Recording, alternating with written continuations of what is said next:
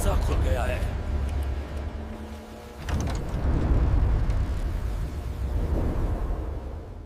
अगर आपको real horror, dark mystery, haunted places, terrifying stories और पैरानॉर्मल एक्टिविटीज पसंद है तो ये कहानी आपको अंदर तक हिला देगी। लाइट्स बंद कर लें, हेडफोन लगा लें और तैयार हो जाएं। डर की सबसे खतरनाक उड़ान अब शुरू होने वाली है। तो चलिए अब कहानी शुरू करते हैं। रात के 1 बजने वाले थे। पूरी यूनिवर्सिटी हॉस्टल बिल्डिंग अंधेरे में डूबी थी। लॉबी की लाइटें अक्सर झिलमिलाती रहती थीं, जैसे किसी अनदेखे हाथ ने कभी-कभी स्विच को छुआ हो। इस हॉस्टल में 150 से ज्यादा लड़के रहते थे, मगर ऊपर वाली तीसरी मंजिल, वहां एक अलग ही सन्नाटा रहता था। तीसरी मंजिल पर 308 नंबर का कमरा आरव का। आरव बीटेक फर्स्ट ईयर में था। शांत स्वभाव का, पढ़ाई में ठीक ठाक और रात में जल्दी सोने वाला। लेकिन 1 हफ्ते से उसकी नींद टूट रही थी। हर रात उसे कुछ अजीब सुनाई देता था। हॉस्टल कॉमन बाथरूम से आती धीमी सी खरोंचने की आवाज, किसी चीज के घिसटने की आवाज। शुरुआत में उसने नजरअंदाज किया, हॉस्टल है, आवाजें तो आती होंगी। लेकिन आवाजें हर रात वही, उसी समय, उसी दिशा से। धीरे धीरे उसे लगने लगा कि यह संयोग नहीं है, कुछ हो रहा है। उस रात हवा में अजीब ठंडक थी। आरव ने कमरे की खिड़की बंद कर रखी थी, लेकिन दीवारें ठंडी हो चुकी थीं। उसका रूममेट कबीर शिविर पर गया हुआ था। कमरे में अकेला आरव था। लगभग 12:47 AM पर खर खर बाथरूम की दिशा से आवाज आई। आरव चौंक कर उठ बैठा। पहले तो लगा कोई बंदा लेट नाइट बाथरूम यूज कर रहा होगा, लेकिन ये आवाज इंसान जैसी नहीं थी। ये ऐसी थी जैसे दीवार के दूसरी तरफ से नाखून रगड़ रहे हों। धीरे, एक जैसे रिदम में खर खर खर। आरव का दिल जोरों से धड़कने लगा। वह बिस्तर से उठा, दरवाजा खोला और बाहर झांका। कॉरिडोर बिल्कुल खाली, लाइट झिलमिला रही थी। उसने पांव दबाकर बाथरूम की तरफ चलना शुरू किया। दरवाजा आधा खुला था। वह पास पहुंचा, आवाज बंद, एकदम खामोशी। उसने डरते डरते दरवाजे को और खोला। अंदर कोई नहीं, सिर्फ टाइल्स पर जमी हल्की सी नमी और जंग लगे पाइप। लेकिन आईने पर उंगलियों के निशान जैसे धुंधले पैटर्न बने हुए थे, ऐसे जैसे किसी ने गीली उंगली से कुछ लिखने की कोशिश की हो, लेकिन शब्द समझ नहीं आ रहे। आरव को अजीब बेचैनी हुई। वह दौड़कर कमरे में आया, लाइट ऑन की, दरवाजा बंद किया और बिस्तर में घुस गया। लेकिन पूरी रात उसे नींद नहीं आई। उसे लग रहा था कोई उसे देख रहा है। अगली रात आरव ने तय किया कि आवाजें आए तो इग्नोर करेगा। रात के 1 बजे के करीब टप टप टप, फिर धड़ाम, जैसे किसी ने जोर से पाइप पर लात मारी हो। आरव फिर उठ बैठा। उसने सिर पर हाथ मारा। ये क्या मुसीबत है यार। लेकिन इस बार आवाज के साथ एक और चीज थी, आहट, हल्की, किसी के चलने जैसी। छप छप छप, जैसे पैरों से पानी टपक रहा हो। आरव के कान खड़े हो गए। वह पसीने से तर था। आहट सीधी उसके कमरे के बाहर आकर रुक गई। दरवाजे की नीचे की दरार में उसे किसी के भीगे पैरों की 2 छायाएं दिखीं। आरव की सांसें रुक गईं। वह बिस्तर पर जम गया। पैर कुछ सेकंड वहीं रुके रहे, फिर धीरे धीरे वापस बाथरूम की ओर चले गए। आरव के दिमाग में सवालों का तूफान था। हॉस्टल में कोई इस वक्त पानी में क्यों भीगा होगा? वो भी इस तरह के कदमों से क्यों चल रहा था? और अगर कोई छात्र था तो उसकी परछाई इतनी लंबी कैसे थी? वह पूरी रात डर के मारे करवटें ही बदलता रहा। अब डर आदत बनता जा रहा था, पर इस रात जो हुआ उसने आरव की हिम्मत पूरी तरह तोड़ दी। करीब 1:15 AM पर एक जोरदार चीख, और वो भी सीधे बाथरूम से। पहली बार आरव ने सोचा कि शायद कोई लड़का फिसल गया होगा, कोई एक्सीडेंट, कुछ भी। वह कमरे से निकला। कॉरिडोर में 3 लोग दौड़ते आए, रवि, फरहान और गौरव। तुमने भी सुनी? रवि हाँफते हुए बोला। हाँ, बाथरूम से आई है। चारों ने एक दूसरे की तरफ देखा, फिर हिम्मत करके बाथरूम की तरफ बढ़े। दरवाजा बंद था। फरहान ने हल्का सा धक्का दिया, अंदर से जैसे किसी ने जोर से धक्का वापस मारा हो। धड़ाम! दरवाजा झटके से बंद ही रहा। अंदर कुछ भारी चीज हिली, फिर सब कुछ शांत। रवि ने कांपते हुए कहा, दोस्तों, ये इंसान नहीं है। गौरव बोला, पहले भी इस बाथरूम में एक छात्र की। बस, आरव ने बीच में टोका, अभी ऐसे समय कहानियां मत सुनाओ। लेकिन रवि की आंखों में डर साफ था। ये बाथरूम पहले भी बदनाम रहा है। 2 साल पहले यहां एक लड़के ने, उसी वक्त धीरे से बाथरूम का टपकता नल खुद ब खुद बंद हो गया। चारों लड़के एक पल में भाग खड़े हुए। आरव कमरे में वापस आया, पसीने से रात भर डरता रहा। उसे लग रहा था कि बाथरूम में जो कुछ भी है, अब वो सिर्फ आवाजें नहीं कर रहा, वह जाग चुका है। इस रात कबीर वापस आ गया। आरव ने सब बताया। कबीर हंसा, भाई तू ओवर थिंक कर रहा है, हॉस्टल में ऐसी आवाजें आती रहती हैं। आरव ने कुछ नहीं कहा, पर रात 2:30 बजे टप टप टप, फिर वही आहट। आरव ने कबीर को हिलाकर बोला, सुन तो सही। कबीर उठ बैठा। आवाज जारी थी। दोनों ने हिम्मत करके कमरे से बाहर झांका। कॉरिडोर खाली, आहट सीधे बाथरूम की तरफ जाती दिखी। कबीर बोला, चल आज देखते हैं कौन है। दोनों बाथरूम की तरफ बढ़े। दरवाजा आधा खुला था।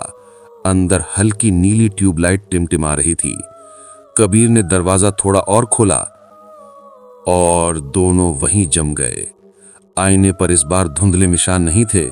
इस बार आईने पर एक साफ साफ चेहरा बना हुआ था, फीका पिचका हुआ, आंखें काली, होंठ नीले, जैसे कोई पानी में बहुत देर तक डूबा रहा हो।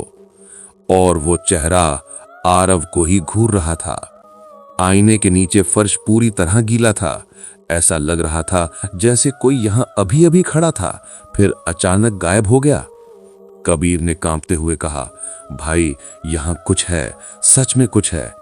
दोनों भागकर कमरे में लौट आए, लेकिन उनके लौटते ही बाथरूम से एक धीमी फुसफुसाहट आई। आरव का खून जम गया। अब डर अपने चरम पर था। आरव हॉस्टल छोड़ने का सोच रहा था, लेकिन उसी शाम वार्डन ने एक नोटिस लगाया, दिस 3री मंजिल का बाथरूम 2 दिनों तक बंद रहेगा, प्लम्बिंग रिपेयर। सभी खुश थे, पर रात को आरव को फिर वही आवाजें सुनाई दी, लेकिन इस बार बाथरूम बंद था। फिर आवाज कैसे? धीरे धीरे आवाज उसके कमरे के दरवाजे तक आ गई। छप छप छप, भीगे पैरों की आवाज। आरव और कबीर दोनों बिस्तर से उठ गए। कबीर ने कांपते हुए दरवाजे की तरफ देखा। दरवाजे की नीचे से पानी कमरे के अंदर बहने लगा। कमरा सूखा था, कॉरिडोर भी सूखा था, तो पानी आया कहां से? फिर उसी पानी में 2 लंबी टेढ़ी मेढ़ी परछाइयां दिखीं। फिर किसी का चेहरा झुककर दरवाजे की दरार में आया और फुसफुसाया, आरव, अंदर आ सकता हूं? आरव का दिमाग सुन, वह समझ चुका था कि ये कोई इंसान नहीं, कुछ बहुत पुराना, बहुत खतरनाक। और अब वो सिर्फ बाथरूम तक सीमित नहीं था, वह आरव को जानता था, नाम से पुकारता था। कबीर घबराकर बोला, दरवाजा मत खोलना, जो भी हो मत खोलना। लेकिन आवाज अब अंदर से आने लगी थी। आरव के कानों में एक गूंज भरी, मैं बाहर नहीं हूं, मैं हमेशा से तुम्हारे साथ था। आरव चीख उठा, लाइट झिलमिलाने लगी, कमरे में अंधेरा फैलने लगा। और फिर बाथरूम में बंद दरवाजा अपने आप खुलने की आवाज आई। हालांकि वो तीसरी मंजिल से बहुत दूर था। कमरे के बाहर फिर पानी की आवाज और किसी के नाखून दीवारों पर रगड़ने की। खर खर खर। आरव फर्श पर गिर पड़ा, डर से कांपता हुआ। और तभी दरवाजे की दरार में वही चेहरा फिर झुककर दिखाई दिया। आईने में दिखा वही चेहरा, फीका, पिचका हुआ, आंखें काली, होंठ नीले, और उसकी आंखों से पानी नहीं, काला खून बह रहा था। आरव, तुम्हें याद है, मैंने तुम्हें देखा था। अब मेरी कहानी जानने का समय आ गया है। और अगले ही सेकंड कमरा पूरी तरह अंधेरे में डूब गया। कमरा अंधेरा था, न ट्यूबलाइट न बल्ब, बस गहरी काली खामोशी। आरव को लगा जैसे किसी ने उसकी सांसें छीन ली हों। वो फर्श पर गिरा पड़ा था, पूरी तरह ठंडा और सुन्न। उसके कानों में धीमी फुसफुसाहट गूंज रही थी। आरव, मेरे साथ चलो, मैं तुम्हें सारी बात बताऊंगा। अचानक कमरे की लाइट पल भर के लिए जली और उसी क्षण आरव ने देखा भीगी हुई काली उंगलियां उसके कमरे की दीवार पर रगड़ रही थीं। नाखून दीवार में धंसते हुए नीचे की ओर घिसट रहे थे। खर खर। कबीर डर से हिल भी नहीं पा रहा था। उसने धीरे से कहा, आरव, ये क्या है यार? ये क्या चाहता है? फुसफुसाहट ने जवाब दिया, सिर्फ याद किया जाना। और फिर पूरा कमरा फिर अंधेरे में डूब गया। कॉरिडोर की तरफ से भारी आवाज आई, क्रीक। यह बाथरूम के दरवाजे के खुलने की आवाज थी, लेकिन वार्डन ने उसे बाहर से ताला लगाया था। तो फिर वो कैसे खुला? दरवाजे के खुलते ही तेज बदबूदार नमी की हवा फैली, जैसे कोई सड़ी हुई चीज बाहर निकली हो। फिर छप छप छप। भीगे पैरों की आहट वापस कमरे की तरफ बढ़ने लगी। आरव ने डर के मारे अपनी आंखें बंद कर लीं। आहट दरवाजे तक पहुंची। दराज की दरार में फिर वही चेहरा झलकने लगा, इस बार और भी पास, और भी साफ। फूला हुआ, सड़ा हुआ, नीलापन लिए चेहरा, आंखों में अंधेरा, बालों से पानी टपकता हुआ। चेहरा धीरे से बोला, मेरे साथ आओ, बाथरूम में, जहां सब खत्म हुआ था। कबीर चीखा, मत जाना, वो तुझे ले जाएगा। लेकिन आरव का शरीर जैसे किसी अदृश्य ताकत ने पकड़ लिया था। वो उठ खड़ा हुआ बिना अपनी इच्छा के। उसके पैर खुद ब खुद दरवाजे की ओर बढ़ने लगे। आरव धीरे धीरे बाथरूम की ओर चला। कबीर पीछे पीछे रोता हुआ चिल्ला रहा था, भाई मत जा, वापस आ जा। लेकिन आरव सुन नहीं पा रहा था। बाथरूम का दरवाजा पूरी तरह खुला हुआ था।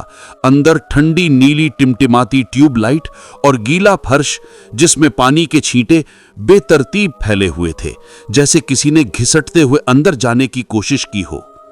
अचानक बाथरूम का दरवाजा अपने आप बंद हो गया। धड़ाम। कबीर बाहर ही रह गया। अंदर आरव अकेला, और वो मौजूद। धीरे धीरे आईने पर फिर धुंध बननी शुरू हो गई। इस बार धुंध बनते हुए शब्द साफ थे, हेल्प मी। आरव कांपने लगा। आईना खुद ब खुद हिला और उसमें एक दृश्य उभरने लगा, जैसे कोई रिकॉर्डिंग चल रही हो। दृश्य में एक लड़का नजर आया, हॉस्टल की वही यूनिफॉर्म पहने, नाम हर्षित। उसकी आंखें लाल थीं, चेहरा उतरा हुआ और हाथ कांप रहे थे। आईने के सामने वो खुद से बात कर रहा था, सब मेरी गलती है। उन्होंने मुझे कमरे में बंद किया, उन्होंने मुझे धक्का दिया। फिर 3 लड़के अंदर घुसे। हर्षित डर गया। वो लड़के उसके सीनियर थे, उसका रैगिंग के नाम पर मजाक उड़ाते थे, उसे बाथरूम में बंद कर देते, बर्नर से डराते, टॉयलेट में धक्का देते। एक सीनियर बोला, आज आखिरी बार है, चिल्लाएगा तो और बुरा होगा। उन्होंने हर्षित को उठाकर टैंकी के बड़े पानी वाले टब में धक्का दे दिया। हर्षित हाथ पैर मारता रहा। सीनियर्स हंसते रहे। एक ने टब का ढक्कन बंद कर दिया, बस 23 सेकंड, डर जाएगा। लेकिन दुर्घटना हो गई। हर्षित का सिर टब की लोहे की दीवार से टकराया। वो बेहोश हो गया। सीनियर्स घबरा गए। किसी ने टब नहीं खोला। वो डर कर भाग गए और 10 मिनट तक हर्षित उसी पानी में डूबता रहा। हर्षित का निर्जीव शरीर टब में ही मिला। सीनियर्स ने कहानी दबा दी। वार्डन ने केस बंद करवा दिया। बाथरूम को रिपेयर दिखाकर साफ कर दिया गया। लेकिन हर्षित की आत्मा वहीं फंस गई, उसी बाथरूम में, उसी आईने के सामने। आईने पर धुंधले अक्षरों में लिखा हुआ गायब नहीं हुआ, हेल्प मी। दृश्य खत्म। आईने में दिखने वाला दृश्य अचानक गायब हो गया। गहरा सन्नाटा। फिर आईने में आरव का नहीं, हर्षित का चेहरा दिखने लगा। धीरे धीरे वो आईने से बाहर निकलने लगा, जैसे कोई भूतलिक आकृति धुएं की तरह बाहर फिसलती हो। उसकी आंखों से पानी टपक रहा था।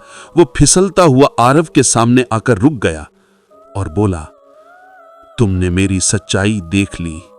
अब सिर्फ तुम मेरी आवाज बाहर तक पहुंचा सकते हो। आरव डरते हुए बोला, तुम मुझसे क्या चाहते हो? हर्षित ने धीरे से कहा, न्याय। आईने पर फिर लिखा उभरा, टेल देम। अचानक बाथरूम की सारी लाइट्स एक साथ बुझ गईं। केवल एक ही आवाज सुनाई दी, कब तक छुपाओगे?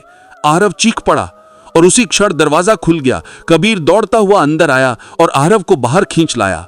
दोनों ने बाथरूम की तरफ देखा। आईना टूट चुका था। हर तरफ पानी ही पानी था और उसमें हर्षित की परछाई धीरे धीरे धुंध बनकर गायब हो रही थी। अगली सुबह आरव ने पूरे हॉस्टल के सामने सीनियर्स की सच्चाई बताई। वार्डन को सब स्वीकार करना पड़ा। तीनों सीनियर्स को पुलिस ने उठा लिया। हॉस्टल का बाथरूम आधिकारिक तौर पर सील कर दिया गया।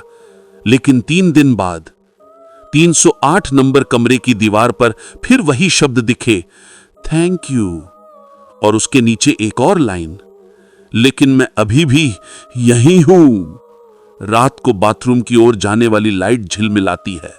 कोई नहीं जाता, कोई नहीं बोलता, लेकिन जो वहां रहता है वो जानता है। छप छप छप भीगे पैरों की आवाज अब भी सुनाई देती है और कभी कभी फुसफुसाहट। क्या तुमने रात में आवाजें सुनी हैं?